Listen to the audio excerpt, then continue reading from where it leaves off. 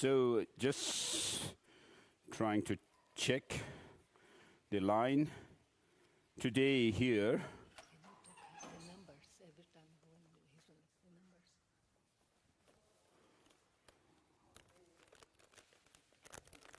numbers. So we are using the technology, which is quite amazing, marvelous technology for today's teaching. The main reason is that many people, whom I know, my friends and others, there may be others also who have interest. So I used to have meeting with them, and due to the pandemic this time, there is restriction to meet people, and therefore we have this difficulty. And so we are doing this teaching via webcast. Therefore, since some people have requested me to give some talk, I thought it is a very good idea to do so. And therefore, for the main teaching, we have Master Nagarjuna's Ratnamala. And regarding Master Nagarjuna himself, it's not only that historically he's known as a great holy person, but if his writings, such as the 6 collections of reasoning, are with us to do our study of them. And together with it, we have many other Indian masters' writings, which are very marvelous teachings. And so today we are doing the teaching on the middleway treatise of Precious Garland.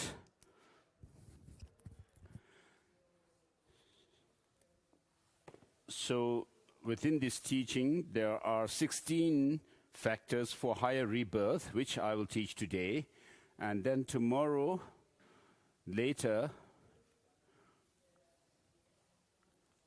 there is a part in this text towards the end where it says, may all the negative consequences or results of the negative karmas of others ripen upon me, and may all the good deeds that I have done, the actions I have done, ripen upon others. And so we'll do tomorrow the section on bodhicitta, in other words. So all of us, including my dear friends, even down to the smallest insects, we are all same in wanting happiness and not wanting suffering. So the 7 billion people on this earth, every one of us, there's no need for reasoning out that we all want happiness and not want suffering. So there's suffering that we do not want and happiness we desire. Regarding this, there are 2. One based on the sensorial pain and pleasure, sensorial and sensory, and the other one is mental. So due to materialistic way of life, the material development is aimed only focused on the physical pleasure. So people who have all the facilities, the material facilities, and also have name and fame, they remain very unhappy. So in this 21st century, of course, the material development has helped us to, with the physical pleasure and comfort,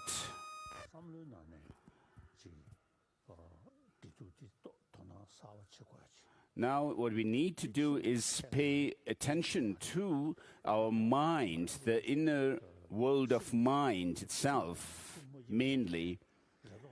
So it's not about religious faith, but we are tossed around by our emotions, and therefore the happiness or peace of mind cannot be produced from factories and from the technological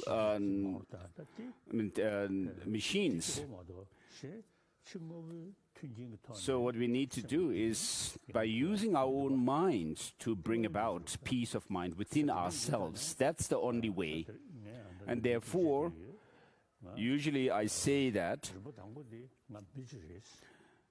on the firstly, as a human, I am a human being. And so the 7 billion people on this earth,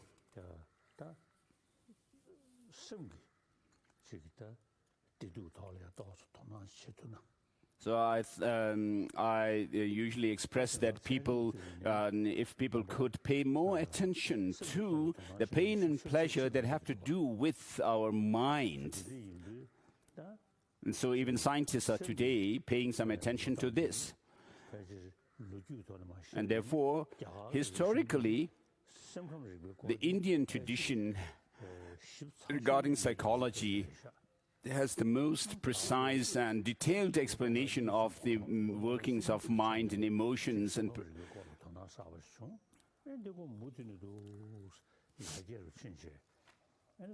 And so, from there, the Indian traditions developed, and then Buddhism also came through this tradition of paying attention and studying about mind and emotions.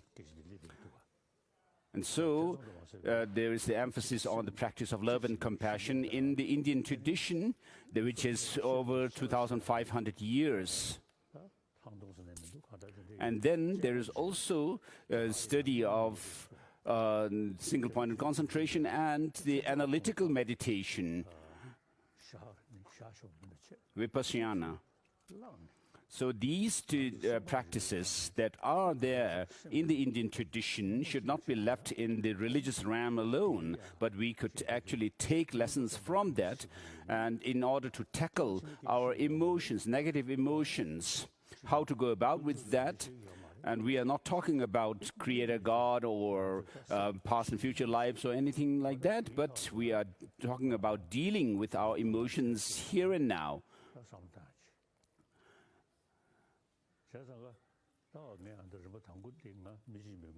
So as a human being, my first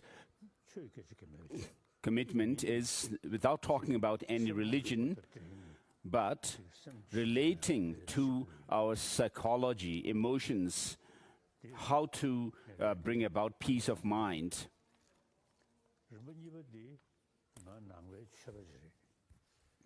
And secondly, as a Buddhist practitioner, of course, there are many different traditions in the world.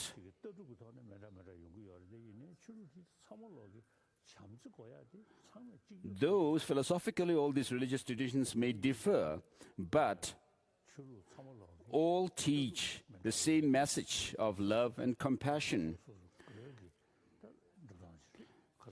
And so the philosophical view is something that has to do with the specific disciples or the followers of the different religious traditions.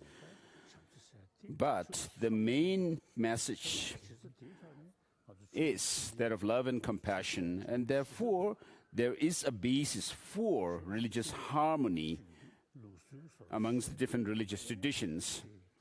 Otherwise, just following the religious traditions as if they are just our customs or habits,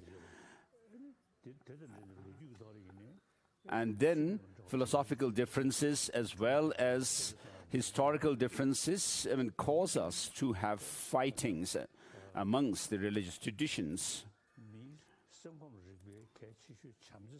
So the love and compassion, which are the most important factors within a human psyche, Though we have this message in all the religious traditions, if we just use the differences and then cause death amongst the religious followers of the religious traditions, this is quite unfortunate. So, my second commitment is the religious harmony. So this is possible. If you look at India itself as an example, over the last 3,000 years or so, 2,000 years or so, there have been so many religious traditions in India. Unlike in the amongst the other religious traditions, there are no religious conflicts as such in India for over the last 2,000 years. So all these religious traditions have lived together, coexisted in this land of India. So there are these religious traditions like the Hinduism and so forth, which are homegrown. And then the major religious traditions that have also emigrated to India, such as Christianity, Judaism, Zoroastrianism, and so forth. And so there is a possibility for us to follow religious tradition, religious harmony amongst religious traditions, looking at India. And this is my second commitment. And then thirdly, as a Tibetan,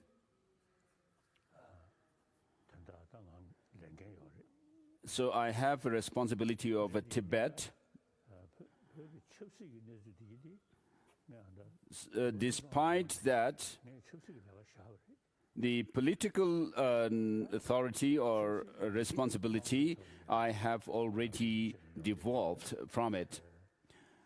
I have left that, resigned from it, because we have political leadership which comes through popular, general elections, democratic elections. And so my main concern or the responsibility over Tibet and Tibetans is the Tibetan traditions. So, which is very special. As I said before, the Indian traditions, which are very marvelous. In the 7th century, during Songtsen Gampo's Tibetan king Songtsen Gampo's time, the Tibetan script was devised newly, and then in the 8th century, Master Chandarakshita, the great abbot, advised Tibetans to translate the Buddhist Indian literatures into Tibetan. So as the translations were carried out from Sanskrit into Tibetan, new words were coined.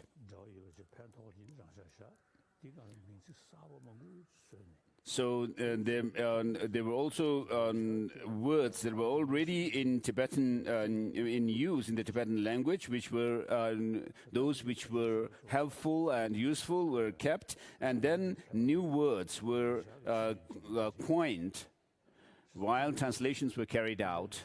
And so the Sanskrit tradition of Buddhism spread in Tibet. So since the time of the Buddha, we have the 3 Pitakas, the 3 collections of the teachings of the Buddha: Sutra, Vinaya, and Abhidharma. And so Sanskrit was the language that was used amongst the real learned of India. So being the Master Abbot Chandarakshita, having come from the Sanskrit tradition, and particularly the Buddhist tradition, in this tradition of the Nalanda Monastic University, in the Sanskrit tradition, the emphasis is given to using reason and logic. So, of course, we also deal with things that are obvious to us, which are objects of our sensory perceptions. And so on the basis of that, then there is a second type of object of knowledge, which are called slightly hidden or slightly obscure, for which we use reason and inferential logic. And therefore we say, if such and such thing, if A is such and such, then B must be such and such.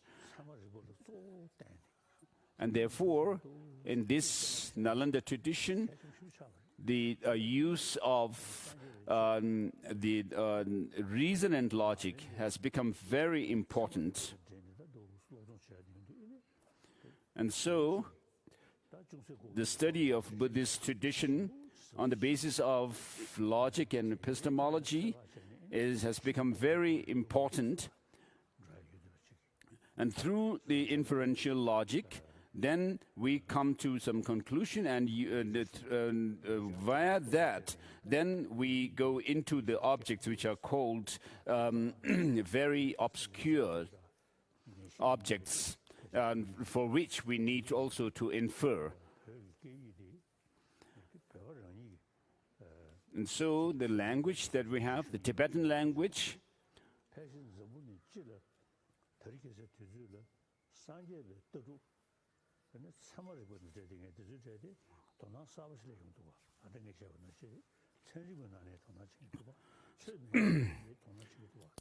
and so this tradition of using logic and reasoning that we have to explain and demonstrate the truth of the teaching of the Buddha in the Sanskrit tradition is something that even the modern scholars, like scientists and so forth, are also taking interest in. So this has become very important tradition.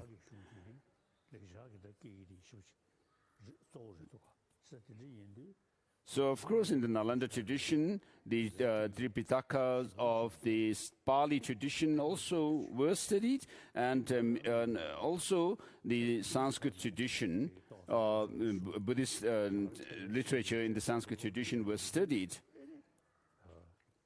So this is from my own experience, that after having studied these texts in the Sanskrit tradition, when I have dialogues with other scholars, scientists and so forth, it proves very helpful. So this language that we have, I consider it one of my responsibilities to preserve this language that we have, in which we have the over 300 volumes of Ganjur and Tenjur, the translated words of the Buddha, and the translated words and exegesis of the Indian language, from the Indian language, the treatises. So I consider is one of my main responsibilities to preserve this language as well.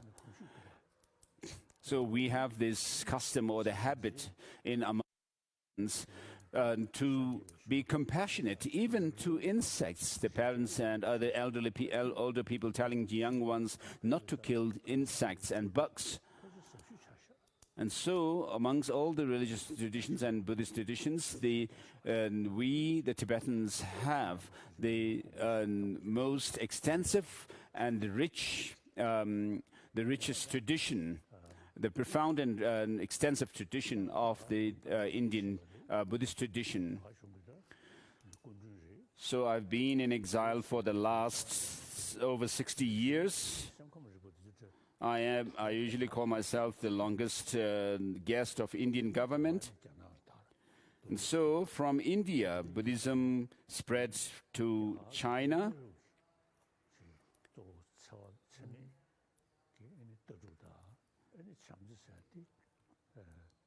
So the Indian tradition of non-violence, based on the practice of love and compassion, is something that I consider to be important to preserve to be preserved by the Indians. And so, of course, the modern education was introduced to India by the British. And together with having this modern education, I have found that there has been some neglect on the part of the Indian tradition, ancient Indian tradition by the Indians. And so, of course, we have the good technological advancement, and together with the modern education in India, on top of these, if we could add, without touching religion, without relating to religion as such, but using the knowledge of psychology, emotions and mind and so forth, if we could revive this in India, of course in the 20th century, Mahatma Gandhi spread that of non-violence, which spread throughout the world. And on top of this, if we could revive the knowledge of psychology, emotions, mind, and so forth in India, it would be very good. So I also consider it my responsibility or commitment to preserve and promote this, the ancient Indian tradition. So the first commitment is about, related to all beings who don't want suffering but want happiness. And so we need to pay attention to the details of the causality, how suffering and unhappiness and so forth comes about, and how happiness is developed.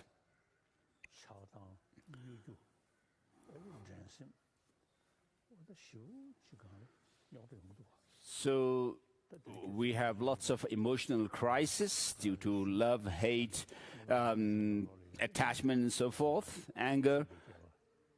These must be tackled, and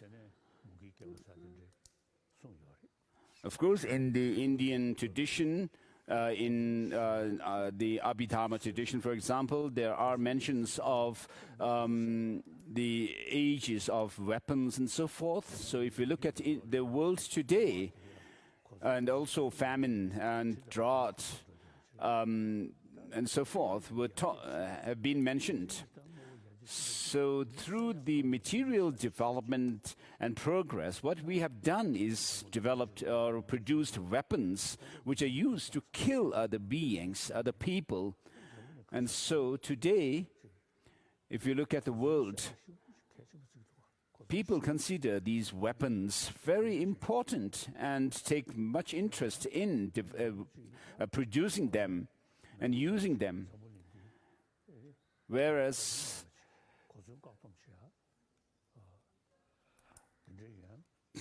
there are movements for disarmament and making the world free of nuclear weapons and so forth. So if you think carefully, think closely, there's no way the weapons will solve human problems. This is impossible. So being motivated by our attachment, hatred, and there's no way we can solve the problems of using weapons based on this kind of emotion.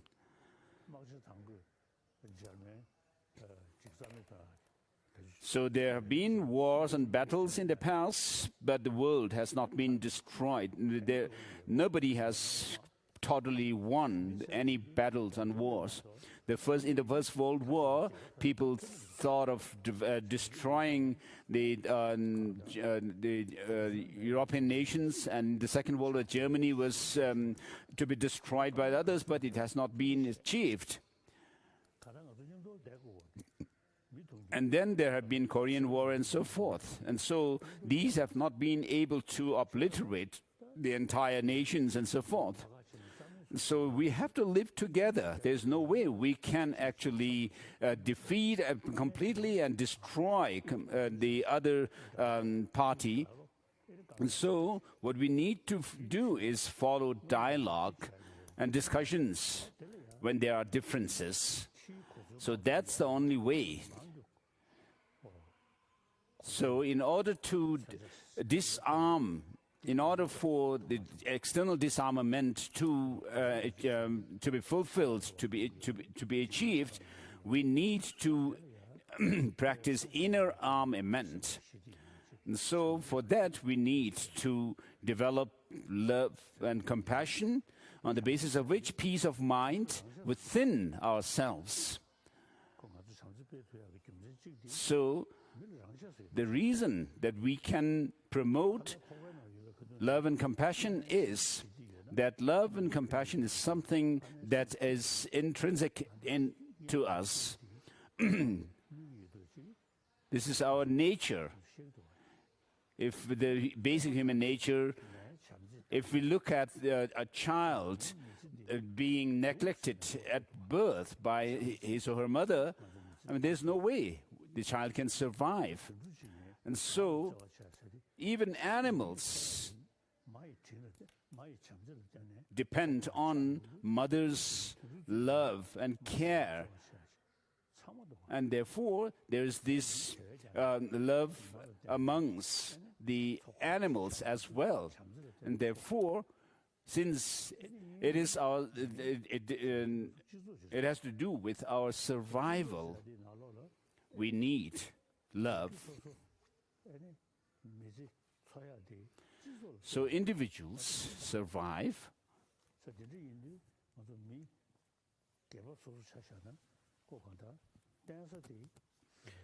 So as individuals, we are reliant on our society. However successful, efficient a person, an individual may be, without a human community, he or she cannot survive. So as human beings, we are social animals.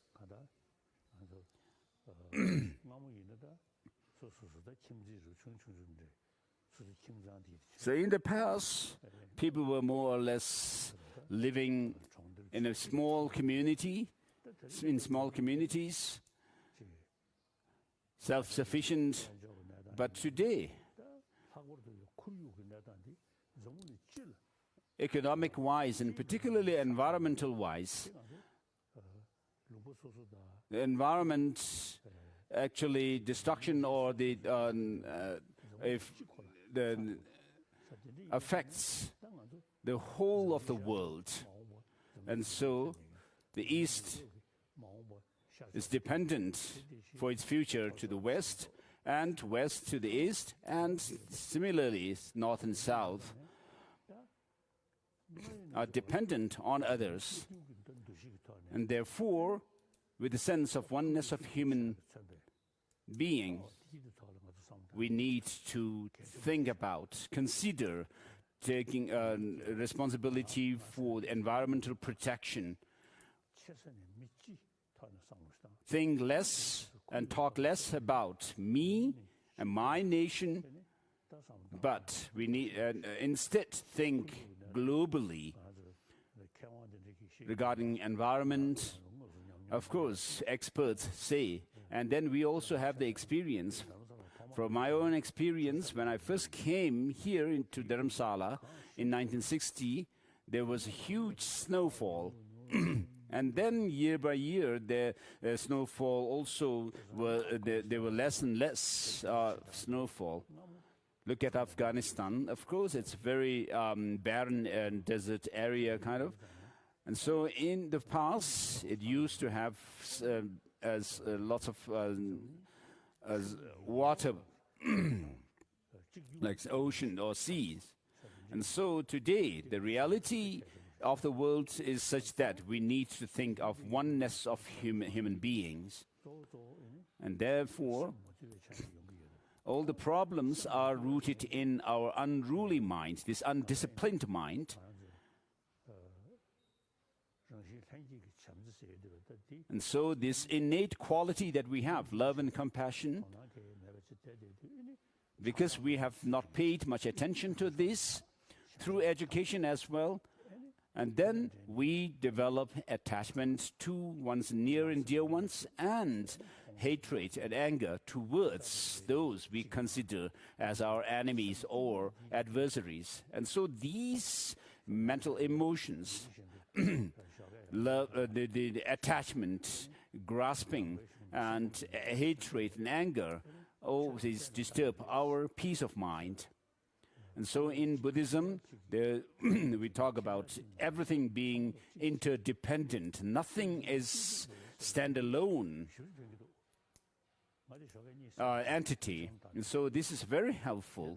So as soon as I wake up, I reflect on this nature of thing, interdependence. And then also meditation on emptiness and that of bodhicitta, the spirit of enlightenment, are very important.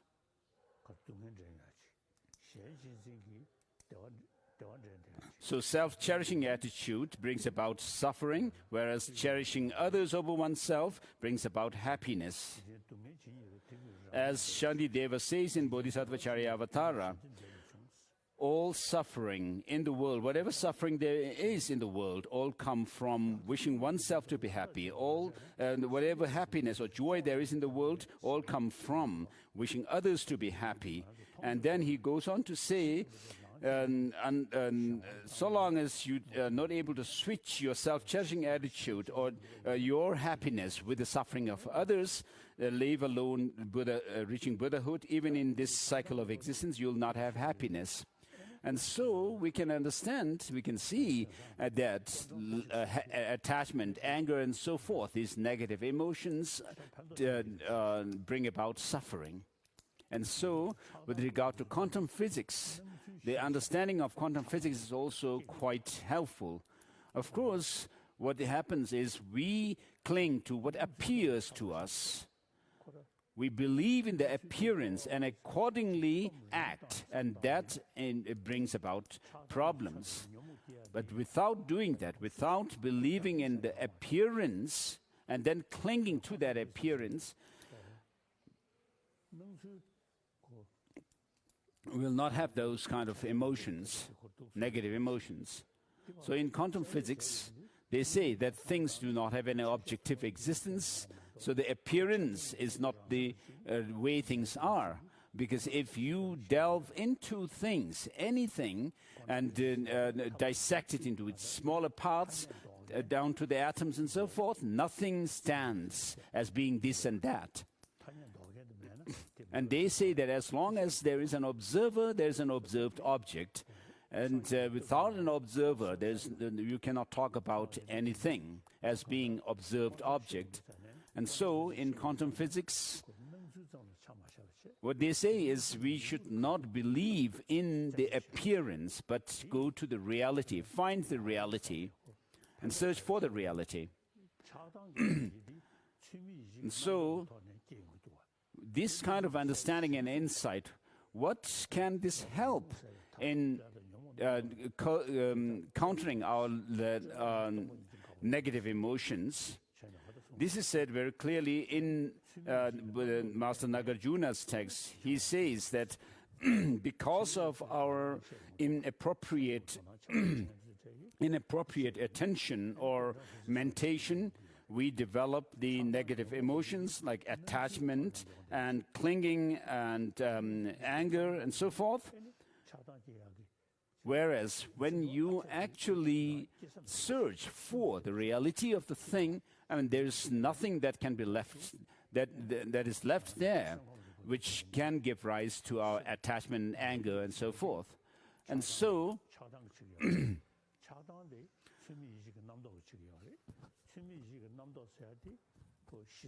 our disturbance of our emotions our mind happens due to attachment, anger, and so forth, and they in turn are based on this inappropriate mentation, which in turn is rooted in clinging to some kind of an independent nature of things. So in essence, all of us in the world are same in wanting happiness and not wanting suffering. And therefore, to increase what we want, happiness, and to decrease what we don't want, unhappiness or suffering, we need to pay more attention to our inner world of mind and emotions. How long has it been? It's been more than 40 minutes so far.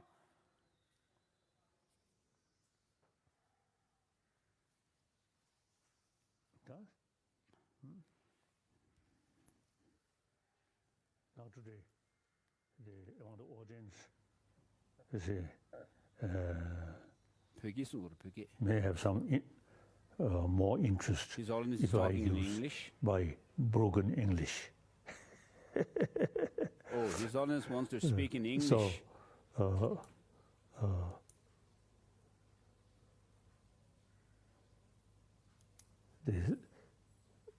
since I become refugee in this country, one way, very unfortunate, but one way I have much more opportunity meeting with many religious leaders, different religious leaders, and then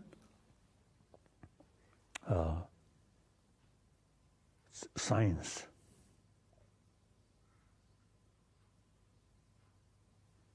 So very, very useful, very helpful. Why not ask His Holiness to speak? I always feel if I still remain in Potala, then more orthodox. Because you come here and meet many people and discuss, exchange. So my brain, my brain quite sharp.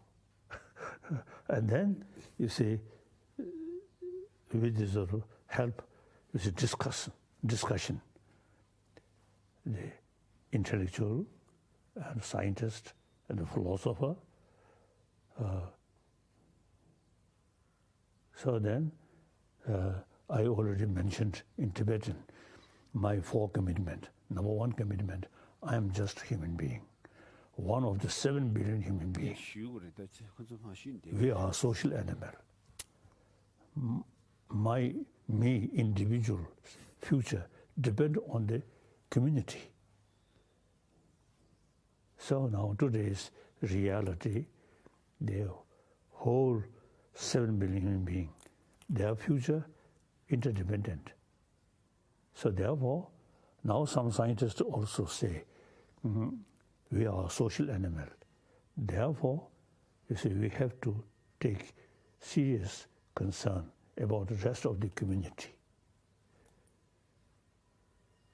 So some scientists say the more sort of sense of concern of the community is more realistic, because we are a social animal. The reality, social animal, in spite that just to think of oneself is not the proper way. Therefore, we should think more about humanity. Then, my second commitment, I am Buddhist. The religious harmony, very important. All major religious traditions, in spite of different philosophy, different history, but all carry Same message of love. With that, forgiveness, tolerance, contentment, self-discipline. All major religious traditions carry these teachings.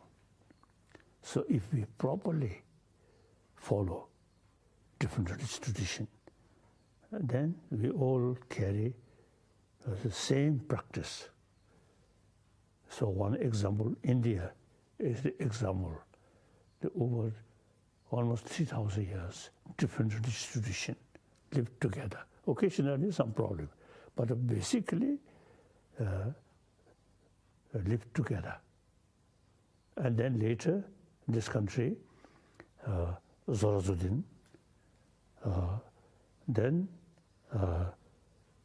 Christianity, Judaism, and Islam, all come here, live together. Occasionally, some problem. That's understandable.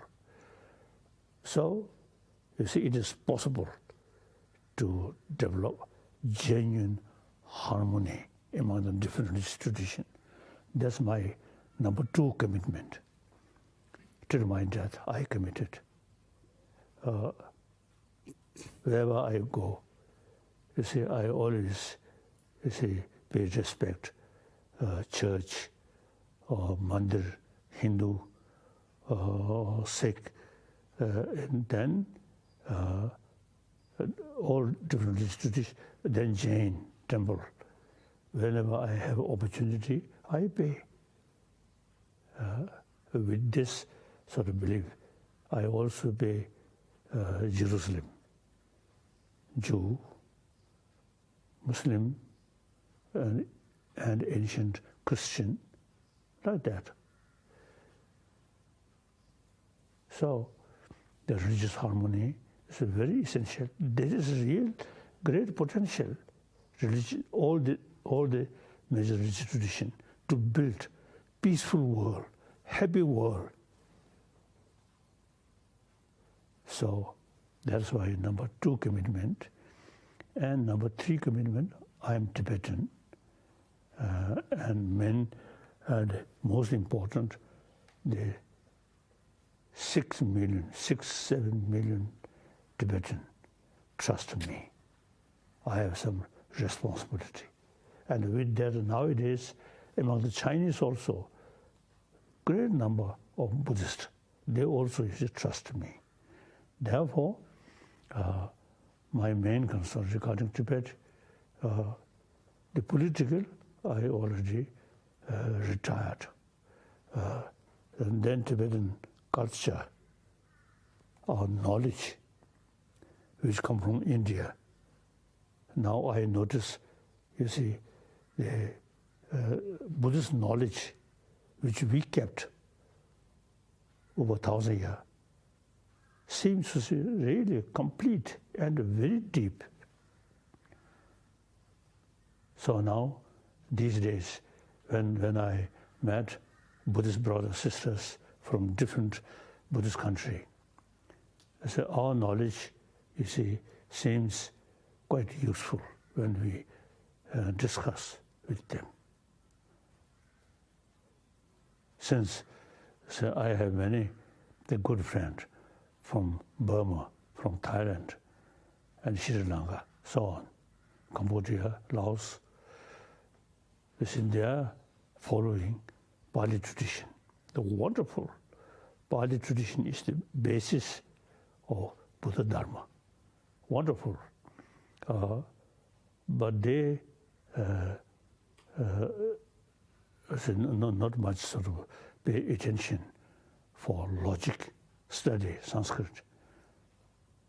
So sometimes I jokingly telling some of my Buddhist brothers, sisters from these Buddhist countries who only follow a Pali tradition. So sometimes I jokingly telling them, you have no teeth. If the subject, some hard subject come, then just you have to swallow. Sanskrit teeth. Then analyze. So therefore, now Buddhist brothers, sisters in different parts of the world, I think should be more attention about logical approach. That's important. Buddha himself, you see, expressed to us,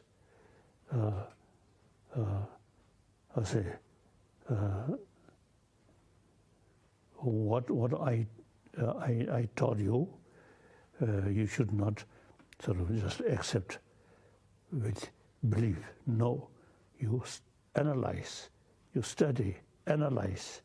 Then if you find some, sound reasons, sound basis, then you accept. Buddha himself, you see, told us, Oh,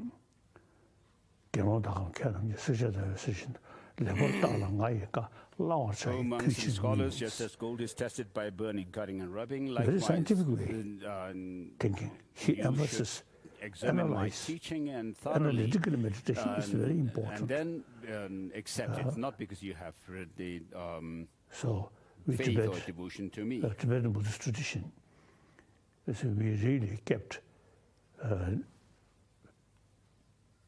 the 8th century Shanda Rakshita from Nalanda. He himself, great logician. His writing some logical text, still we study. So, these Tibetan knowledge, I really found very, very helpful to preserve. And for that, Tibetan language is very useful because translation started in 8th century, mainly 8th century. Shanda Rakshita told Tibetan king, since you have your own language, so instead of study Sanskrit, you should translate all these texts. So now, gradually, over 300 volumes, all translated. Basic, Vinaya, these mainly Pali. Then the Madhyamaka or Pramana Vaddhika, Parmana, these mainly Sanskrit. So therefore, the Tibetan knowledge seems to be very important, useful. And then Tibet, usually see people say, roof of the world. So look, major river which cover from China up to Pakistan. Major river, the original source, Tibetan plateau. So now, within my lifetime, in my early period, some mountain around Lhasa, more snow. Then decade by decade, less. So the environment, no problem. Global warming, very important. So we should pay more attention about global warming and ecology. So my commitment has tried to preserve Tibetan ecology without much taking special care. Some Chinese leaders also, you see, paying more attention. Very good. So now,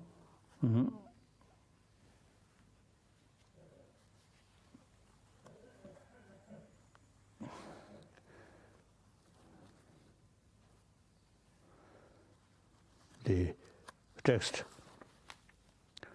Nagarjuna's writing.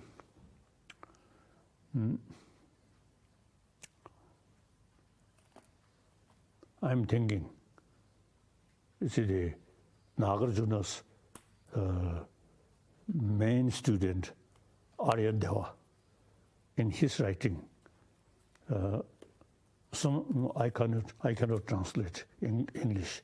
수능 멤버 당분도 바로 First, 다는 get rid 것이 of 타만 다시 non-meritorious 그런 거 actions, and 대시전에 second, in the 개발이 middle, get rid of the notion of the 쉽게 self and 제가 independent self, 뒤에 and then and finally 들지 get rid of 않으셔야지 all distorted 수능 멤버 views. 당분도 없어야 돼. And someone who is able to do that is a wise one. And so, what I'm going to go through from this text today has to do with the first point of Arya Deva. And so, the causes for higher rebirth, there are 16 factors that are enumerated in this text. And so avoiding the 10 non-virtuous actions, and then on top of that, not taking alcohol, and not indulging in wrong livelihood, being cunning and trying to make one's living, and then not harming others, not harming or even as small as insects, and then making a giving respectfully. So there are many poor people due to environment and sickness, diseases, and today pandemic. I mean, there are many needy and poor people, so we should practice giving them with respect, not considering them someone lower to us, but with compassion and respect, we should practice giving. And so, to those who are fragile, such as elderly people, and then others who are knowledgeable, learned, venerating those worthy ones, and then loving kindness, which looks at all sentient beings equally. And so these are the 6 other factors on top of the 10 virtuous actions. So if these 16 factors are 16 factors for an excellent human or higher rebirth. And so if you practice them in this life, you will also be healthy, have a long life, and we will have friends and liked by others, and so forth. And so these 16 factors are mentioned for higher and excellent or special, very special higher rebirth. So the second line from Arya Deva's quotation, 400 verses, in the middle, get rid of the notion of self.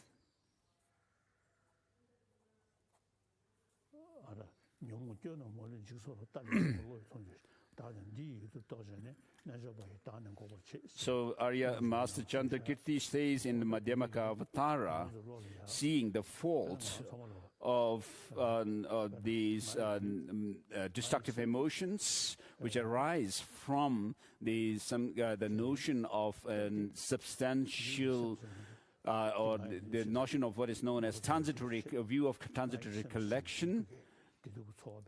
The yogis get rid of this. And so we say that we have this notion of an I, and then say this body and mind is mine, are mine. And so where is that I, which you consider to be the possessor of your body and mind?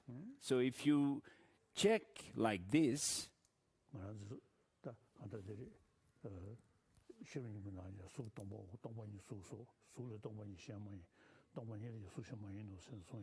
in the Heart Sutra, it mentions the fourfold emptiness, which says form is empty, emptiness is form, emptiness is not other than form, and form too is not other than emptiness. And then when we do tantric practices, we say ohms.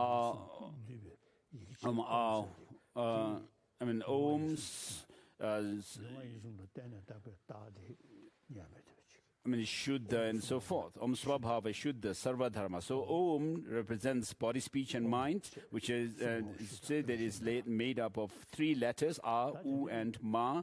And then these represent body, speech and mind. And then Swabhava means being nature. Shuddha means being pure of or absent of, and then Sarva Dharma means all phenomena, and then Shuddha means being absent of or pure.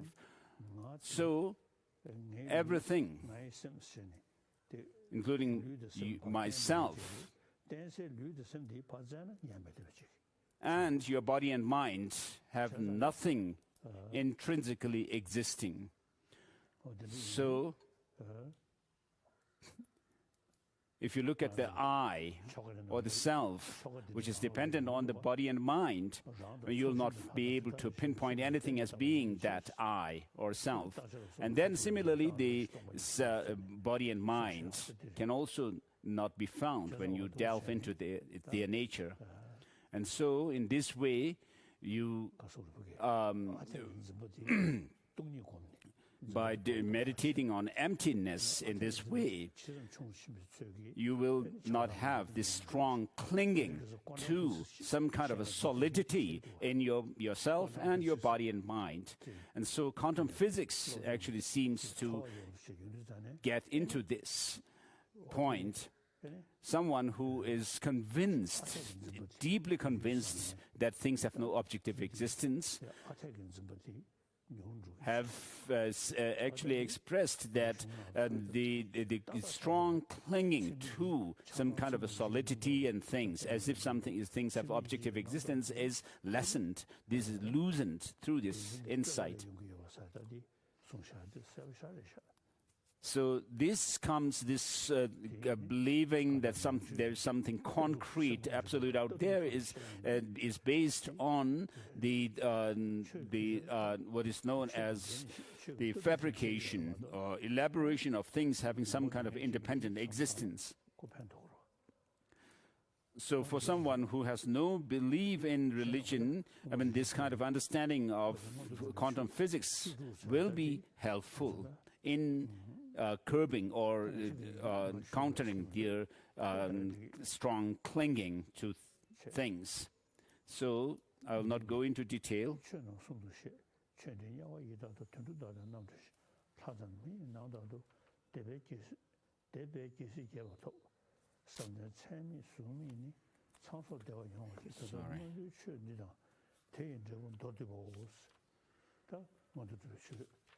So His Holiness just read these verses, which give rise, which refers to the 16 factors for higher rebirth, higher status.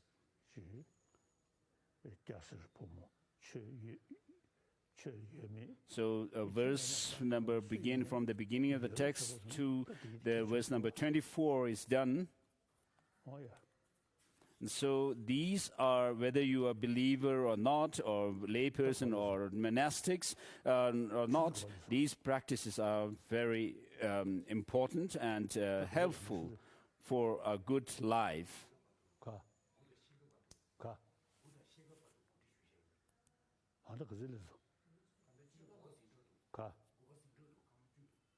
So he's asking about the time. So the teaching is supposed to go till 9:30, and the Yangtze Rinpoche is telling His Holiness that it's not 9 yet. You visualization and enjoy tea.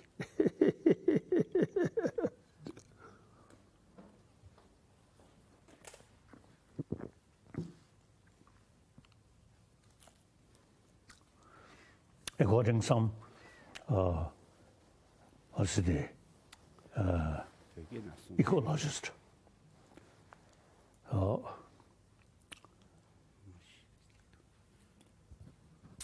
the global warming, decade by decade, increasing. So within next few decades, it may reach reach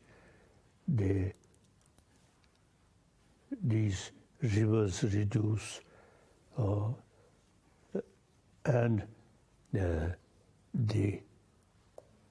green land eventually become desert. Within the next few decades, it's possible. Some scholars say that. So we should pay more attention about ecology. That's very important. Then, as my number one commitment for happier humanity, so we must build.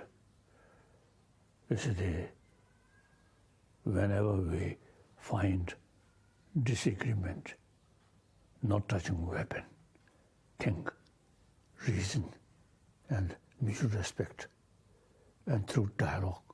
So I usually is telling this 21st century should be century of dialogue.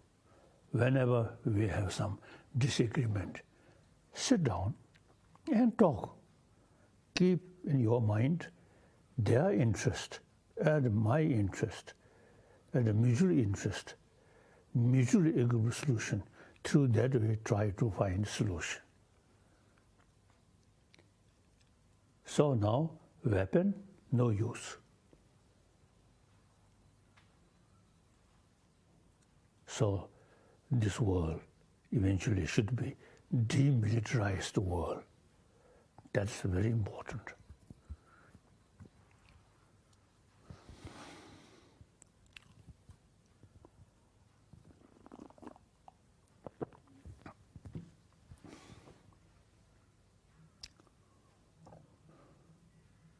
So now, this first time, I'm hoping, you see, from time to time, we can meet through this way and talk. And eventually, we can arrange, you see, some sort of method to take questions.